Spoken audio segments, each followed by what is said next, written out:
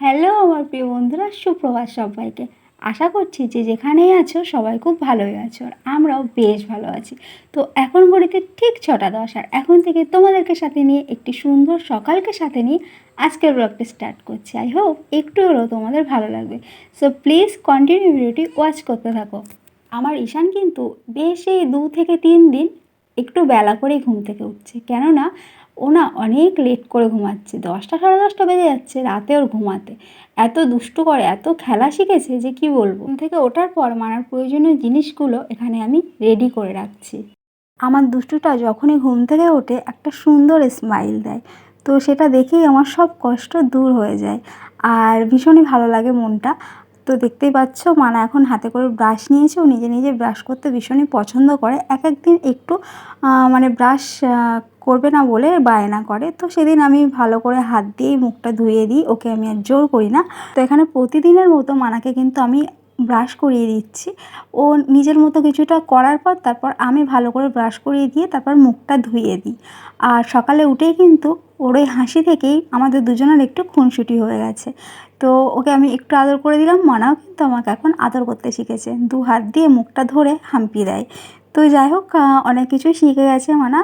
দেখতে দেখতে কত বড় হয়ে গেল। মাঝে মাঝে মনে হয় আমার এই পুচকুটা তো সেদিনই হলো, কত ছোট্ট ছিল, ভালো করে কোলে নিতে পারতাম না। আর চান করাতে তো ভীষণই ভয় পেতাম।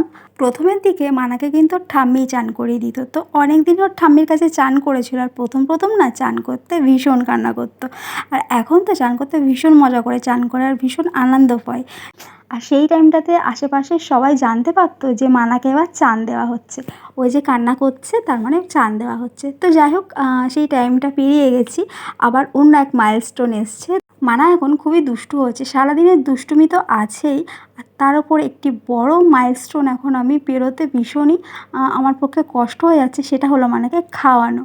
ও খাওয়াতে গেলে না ভীষণ দুষ্টুমি করে। ওকে খাওয়াতে গেলে আমার মানে কি বলবো, যতই আমি সহ্য করি না কেন, মুখটা বন্ধ করে ওর সব বায়না মেনে নিই না কেন, একটা টাইম কিন্তু বিরক্তি লেগে যায়।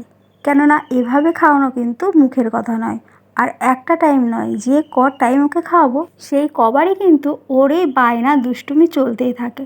একটা জায়গায় বসে তো ও খায় না, আমাকে ঘুরিয়ে ঘুরিয়ে খাওয়াতে হয়। তো যাই হোক, ওর দুষ্টুমি চলতেই থাকবে। আর এখানে দেখতেই পাচ্ছ মানাকে কিন্তু আমি ব্রাশ করিয়ে দিয়েছি, তারপর আঙুল দিয়ে ভালো করে আমি দাঁতগুলোকে ক্লিন করে দিচ্ছি। আর মানা মুখ ধোয়ার সময় মানে এখন কুলি করতে বেশ মানে নিজের ইচ্ছে থেকেই কুলি করে আর কি, মানে খেলার ছলে আর কি। আর আমি দেখতেই পেলে আমি নিজে থেকে কুলি করে ওকে দেখিয়ে দিলাম, তারপর কিন্তু এখন ও নিজে থেকে করতে চায়।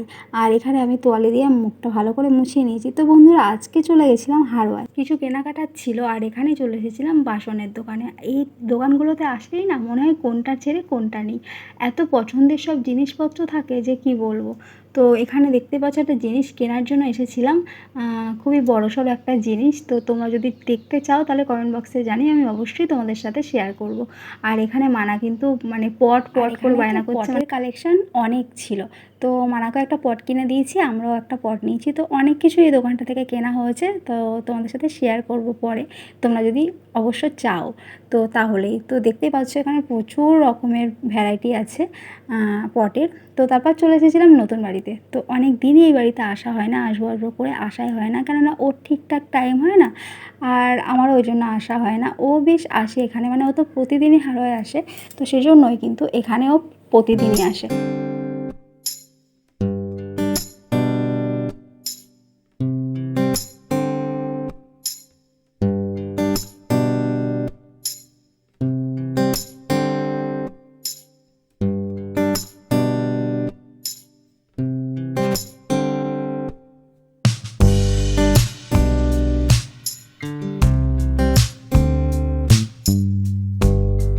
তো বন্ধুরা, আগেও তোমাদের সাথে এটা শেয়ার করেছি, সেটা হলো পাশে ওর ছোটকার আর কি এটা শোরুম, তো এখন বন্ধ আছে। শাইন এন্টারপ্রাইজ লেখা আছে, তো শাইন হলো ওর কাকার ছেলে আর কি। তো যাই হোক, চলো উপরে যাওয়া যাক। আর এখানে দেখতেই পাচ্ছ ঝড় বৃষ্টিতে একেবারে খুব খারাপ অবস্থা সিঁড়ির, কেননা সেভাবে তো আসা হয় না, তো সেই জন্যই। আর উপরে তো কোনো রকম ঢাকাও কিছু করা হয়নি এখনও পর্যন্ত, তো সেই জন্য এই অবস্থা। তো এই যে জরি পেপার টেপার সব পড়ে আছে। তো চলো বন্ধুরা ঘরে যাওয়া যাক। আজ তোমাদের সাথে শেয়ার করবো আমাদের নতুন বাড়ির ঘরগুলোই। আর হ্যাঁ, ব্যালকানিটা সবথেকে ইন্টারেস্টিং যে জায়গাটা সেটা হলো ব্যালকানি। তো আমার আর ওর এই ব্যালকানিটা নিয়ে কিন্তু অনেক রকম প্ল্যান করা আছে, তো জানি না কতদূর সেটা সাকসেস হবে। তো আর এখানে কিন্তু মানা ঘুমাচ্ছে। আমি যেহেতু শাড়ি পরে সিঁড়ি দিয়ে উঠতে পারবো না মানাকে নিয়ে, তো সেই জন্যই ও নিয়েছে। আর এখানে একটা লাইট জ্বালিয়ে দেবে, তো ডুম জ্বালাতে এসছে। আর পাশে এই যে দেখতেই একটা বিল্ডার্স আছে। তো এই যে ঘরে এসছে আমি, ঘরের জানালাগুলো কিন্তু এখনও মানে সবে গ্রিলগুলো লাগানো হয়েছে। আর এখানে দেখতেই পাচ্ছ নোংরা মানে সব কিছু সিমেন্টের বালি হ্যান ত্যান সব এই ঘরের মধ্যেই আর কি একটা কোণাতে জমা করে রেখেছে। আর এই বাঁশ টাশ কিছুই এখনও কিন্তু সেভাবে পরিষ্কার করা হয়নি, এখনও ঘরে হাত দেয়নি, মানে খুব শীঘ্রই হাত দেবে, মিস্ত্রি লাগাবে। তো এই যে ইটও এখানে সব এই ঘরটাতেও অনেক কিছু জড়ো করা আছে। ওই আর কি ও আর ওর কাকা ছেলে এসে সব পরিষ্কার করে গেছে আর কি একদিন। তো এখানে মোটামুটি এবারে ঘরে হাত দিলেই হয় আর কি। তো খুব শীঘ্রই ঘরে হাত দেওয়ার কথা চলছে, তো জানি না কতদূর কী হয়। আর এখানে চলে এসেছি মেন পয়েন্ট আমাদের ব্যালকানি। তো ভীষণই ভালো লাগে ব্যালকানিতে দাঁড়াতে, আর বিশেষ করে সামনেই রাস্তা আছে, তো সেটা যে ভিউটা ভীষণই ভালো লাগবে।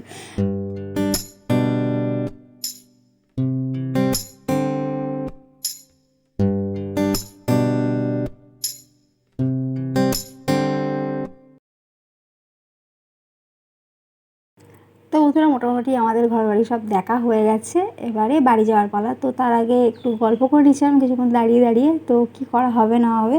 তো তারপর চলে এসেছিলাম একটু আইসক্রিম খেতে। মানা কিন্তু এসে থেকেই বলছে তিতিন খাবে তিতিন খাবে, আইসক্রিমকে তিতিন বলে, তো ভীষণ খেতে ভালোবাসে এখন।